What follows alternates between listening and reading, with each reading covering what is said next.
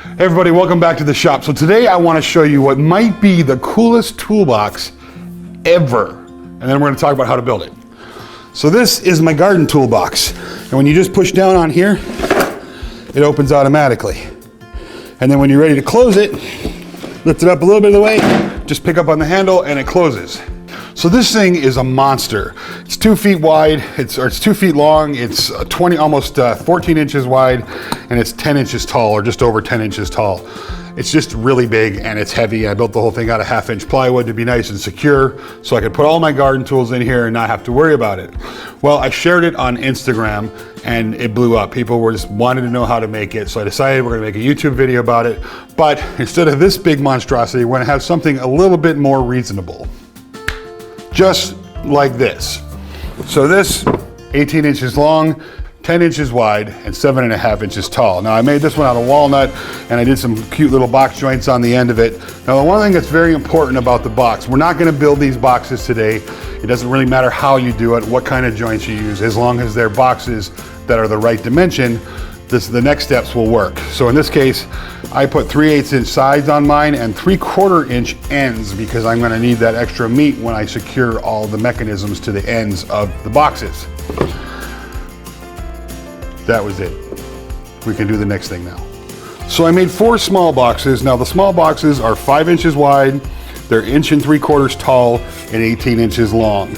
Now the box on the bottom is 10 inches wide, 5 inches tall, and 18 inches long. And this is the base for this. And again, 3/4 inch front and back, and the sides of it are 3/8 inches thick, and more 1/8 inch plywood in the bottom. So the plans will have a 1-to-1 template you can print out, and there'll also be these hard templates that you can get off my website.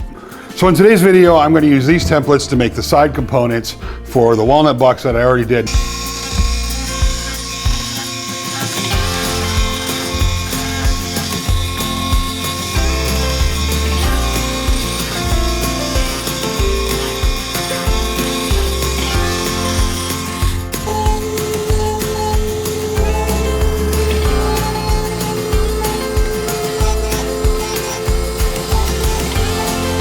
So today I'm going to use some walnut to cut the gears out of, and I'm going to use some figured maple scraps I have to make all the arms. Real important on these, this is going to get a little bit confusing, especially when we get to the installation part. Gear 4 goes on the left of the box if you're looking at the end of it, Gear 5 goes on the right. And the way you can tell the difference is it has no tooth here at the top on number 4, and on number 5 it has a tooth right up to the top. So you know that if you're installing them this way, they're going to mesh just right.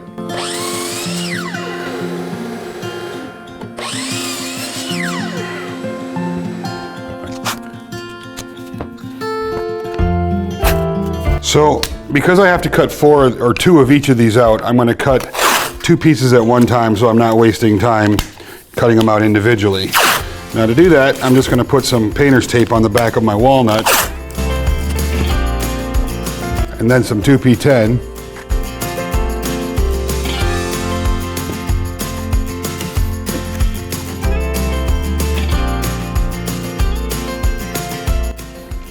And then I'm going to do the same again to the top of the walnut and to the back of the template. This is just, you can use double-sided tape as well. It's just I find this is a lot easier to clean up than double-sided tape is.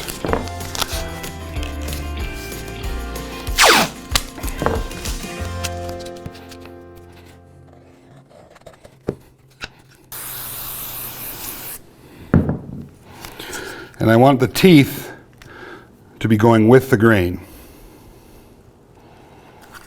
as much as possible. All right, we'll give that a second to dry and we can start cutting it out. I'm going to start by drilling these 2/4 inch holes, then I'll change my bit and drill this 3/16 hole.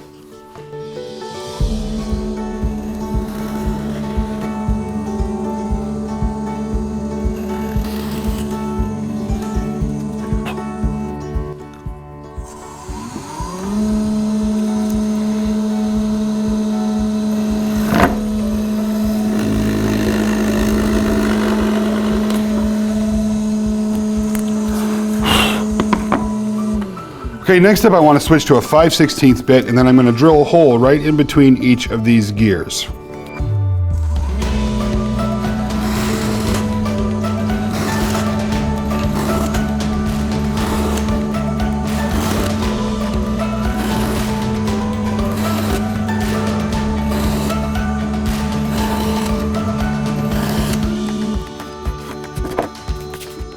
Now, I'm using a bandsaw in this case to cut out the rest of this. You could use a jigsaw. With the jigsaw, you'd want to be very careful and leave a little bit more meat on the edges.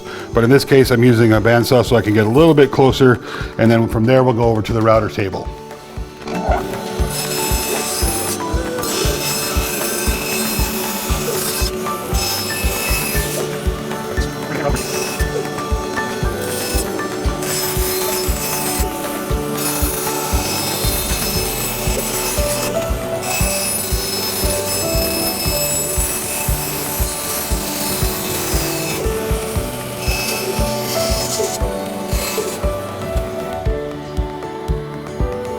So in this case, I'm using a 3-bladed flush mount bit or flush trim bit, and I'm going to run my parts along these sides. Now what I don't want to do is run that bearing or that bit along this end. This end is going to get handled with a disc sander or a belt sander, and then I'm going to come back and trim all these out with the bandsaw. So I'm just looking to go ahead and flush trim these sides here, not the teeth.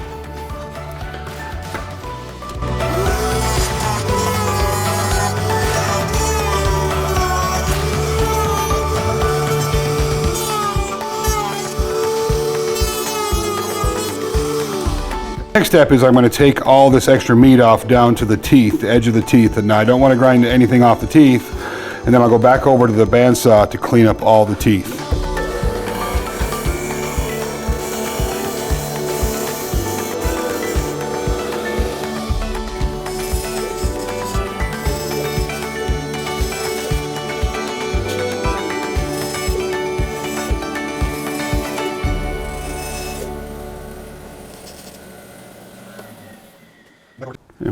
Now, and then to take these apart, just a nice sharp knife, get it in between there,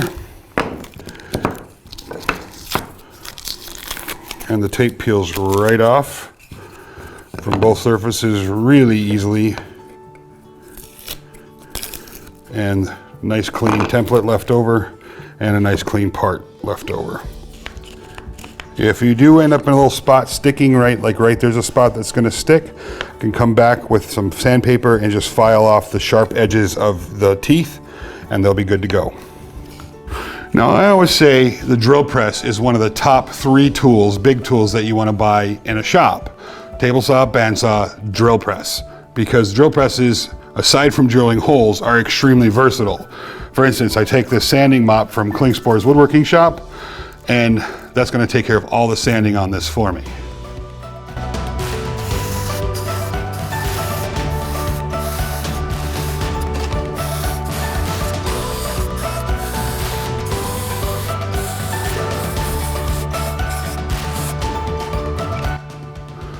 So the last thing I'm going to do is I'm going to take my Velcro, this is my Velcro file. You can put PSA sandpaper on, and you can get right in there between those teeth and just kind of clean them up a little bit and knock any sharp points off the edge of those teeth.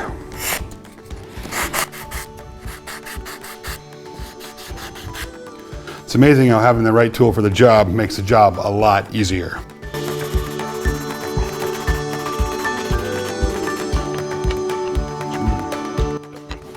All right, so the next step is going to be to make these little arms. Now in this case, we need to make 4 of these bigger ones. And on the little one here, I need to make 8 of them, but only 4 of them will have the center hole, and the other 4 will just have the 2 end holes. To do that, I'm going to use some very pretty figured maple.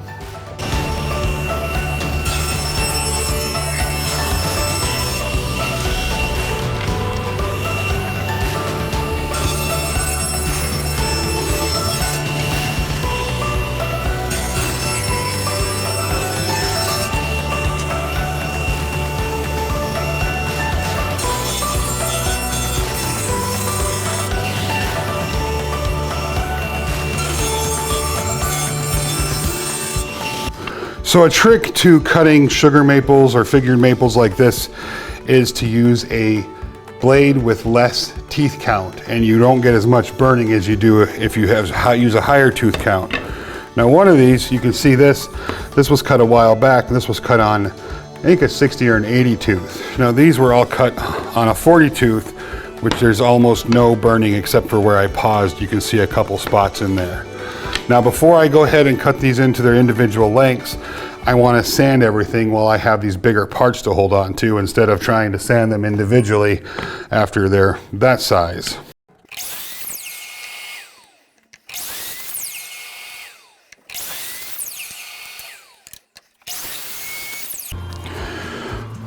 So now I want to position my fence to get the right hole.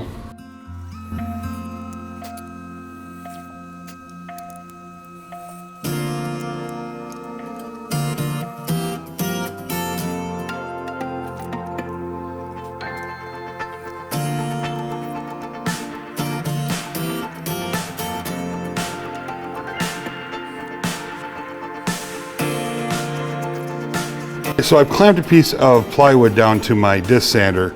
Now there's a couple of options here. You can do it this way to get those round edges, or you could just take this over to the chop box and just cut little 45s off of here. It doesn't necessarily have to be round.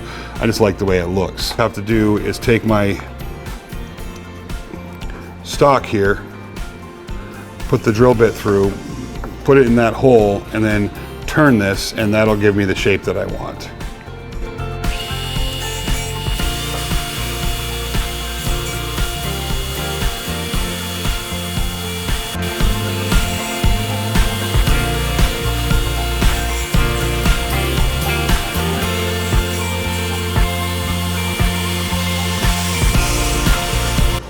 So next thing I want to do is add a countersink to all of the parts. Now on the small one with the 1/4 inch hole in the center, that doesn't get a countersink, but all the other ones do. And in this case, I'm using a number 12 1.25" screw. The reason I picked that screw is because it has a nice smooth shaft at the beginning of it and then the threads at the end of it. So when I countersink this down, that material will be riding on that smooth shaft rather than riding on threads. To do that, I'm using a rather large countersink and going deeper than I actually need to, just to make sure that I'm getting past the threads.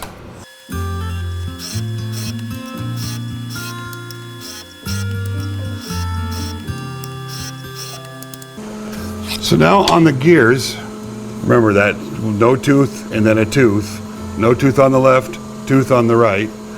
I'm going to go ahead and countersink this center hole on all of them, not the other 2/4 inch holes.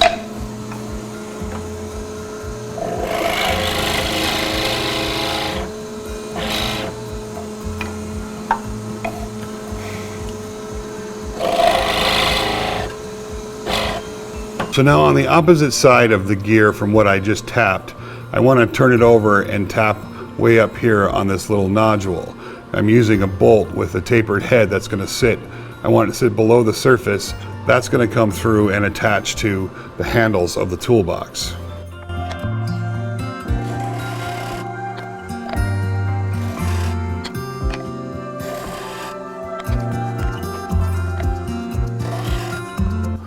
So one of the last steps I need to do before I finish these is I need to add the short linkage with the hole in the center to each of the gears. Now this hole up here where this little nodule is where a 1/4 inch dowel goes through and meets that hole in the center linkage. Now I'm going to glue that in with some 2P10, but to make sure that it's lined up, I need to add a screw to this screw position here, because that'll be a pivot point in the box, and then the dowel right there with some 2P10 that glues this whole thing together. And once that's done, I can make the handles real quick the same way I made these. They'll be 14 inches long, and then I can finish everything and put it together.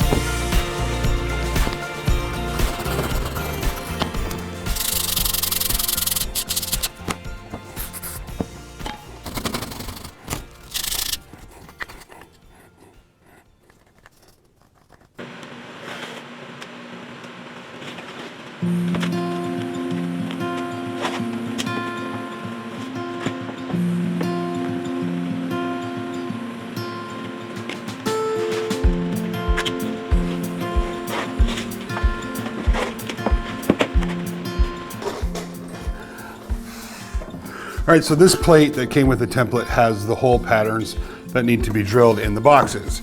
So rather than doing each one individually and chancing messing it up, I put all the boxes together, then taped them up, and then I'm gonna put the plate on the face of here flush with the sides. And if there's a little bit of an indiscrepancy with the top, like in this case, I'm about a 30-second high, not a big deal. And then I'm gonna clamp that face plate onto the box just like it is.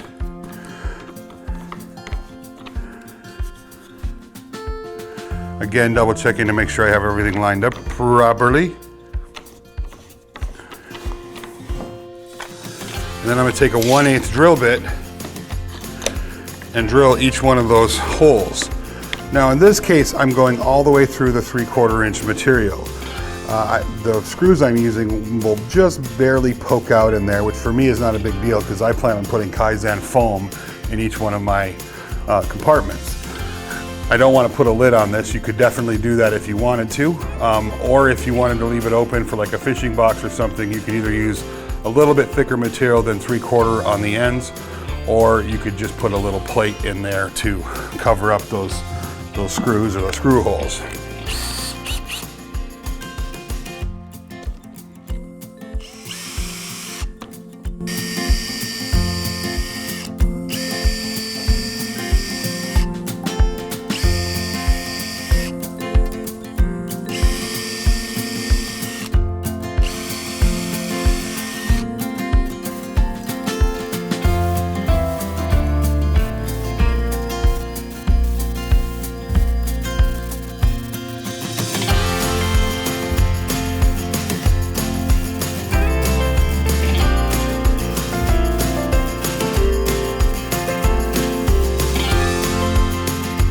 Okay, for each side, I'm gonna need 2 of the short links, 2 of the long links, and then the 2 gear parts that we put together. And of course, the 2 parts for the handle. But before I install them, I'm gonna give them a good coat of wax because I want everything to be able to move nice and smooth. And I'm also gonna wax all the gear teeth. I'm not gonna try to get too much on it because I don't want it to be a big buildup, but I do want everything to have a nice coat on it so it has a nice smooth action.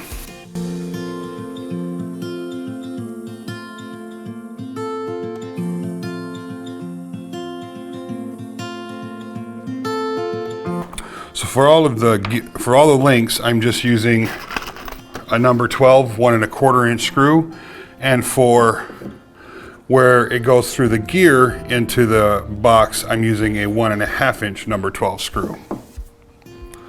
So what I want to do is start with the longer links, and then add the 2 smaller links, and then finally add the gear links, because the gear links will be covering up parts of these particular links, so you might not have a place to be able to get to put the screw in.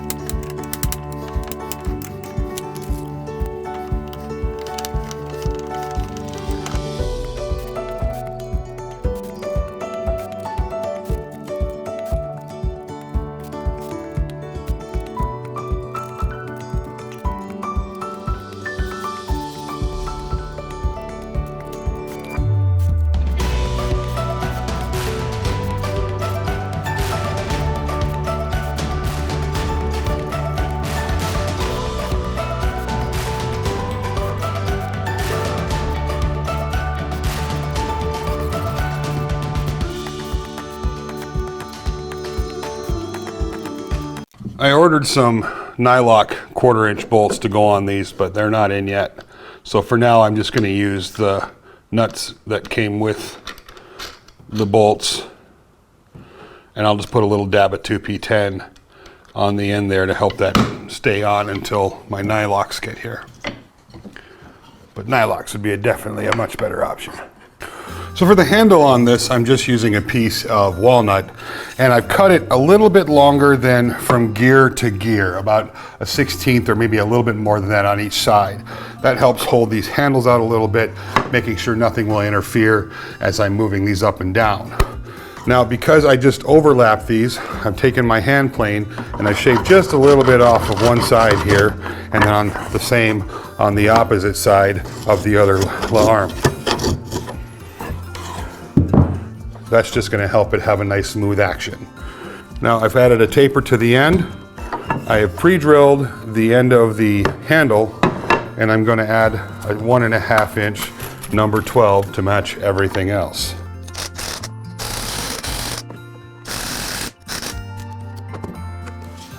And it's just a razor ready for the side.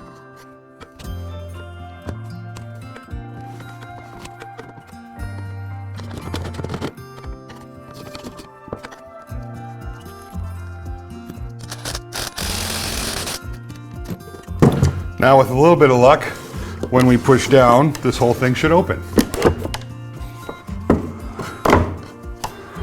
Now if you're finding some spots that are catching, just go ahead and walk through and give each one a little twist, loosening up the spots, or in some cases tightening down the spots,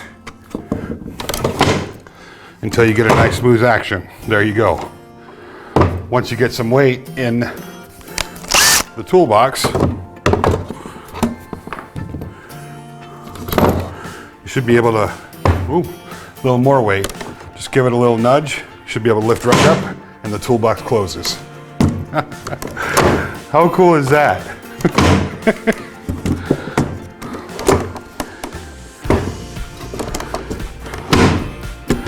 So in my case, I'm going to use this for fishing. I'm going to put 2P10. I'm going to put Kaizen foam on the top for things that I use all the time, like hook removers and scissors and things for tying, and all my lures and gears will go in the bottom of it. I cannot wait to get this out there and give it a try. So thank you very much for watching today. I really appreciate it. This project was so much fun, and this is really such a cool toolbox. Now, if you'd like to build one for yourself, I do have templates available on my site, both paper and I have the hardboard templates if you guys want to use those. So I'll have those linked down in the description box below.